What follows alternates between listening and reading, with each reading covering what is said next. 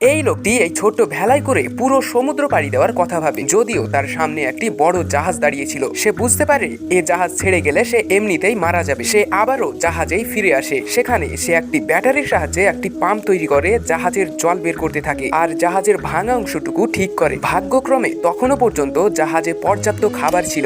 হঠাৎই সে একটু দূরে একটি মাছ ধরা জাহাজ দেখতে পায়। সে দ্রুত সেই ছোট্ট নৌকাটির সাহায্যে জাহাজটির দিকে এগোতে থাকে, কিন্তু তখনই তার জাহাজটি তার ছোট্ট নৌকাটির দিকে দ্রুত গতিতে ধেয়ে আসে এবং তাকে ধাক্কা মারে। লোকটি জলে ঝাঁপ দেয় আর জাহাজটি তাকে সেখানে রেখেই চলে যায়। লোকটি এবার বাঁচার আশা সম্পূর্ণ ছেড়ে দেয় আর তখনই জাহাজটি অলৌকিকভাবে তার কাছে ফিরে আসে। লোকটি দ্রুত জাহাজে উঠে একটি কেবিনে শুয়ে পড়ে। যখন সে জেগে ওঠে তখন দেখে জাহাজটি প্রচন্ড গতিতে একটি বন্দরের দিকে এগিয়ে চলেছে। এটা দেখে লোকটি ভয়ে চিৎকার করতে থাকে আর হঠাৎই জাহাজের গতি কমে যায় আর লোকটি খুব ভালোভাবেই বন্দরে উঠে পড়ে। তখনই জাহাজটি অলৌকিকভাবে সমুদ্রের দিকে যেতে থাকে আর লোকটি অবাক হয়ে এটি দেখতে থাকে। একটু পরেই জাহাজটি তার চোখের সামনে থেকে গায়েব হয়ে যায় আর সে বুঝে যায় এটি কোনো সাধারণ জাহাজ ছিল না। সাবস্ক্রাইব করুন।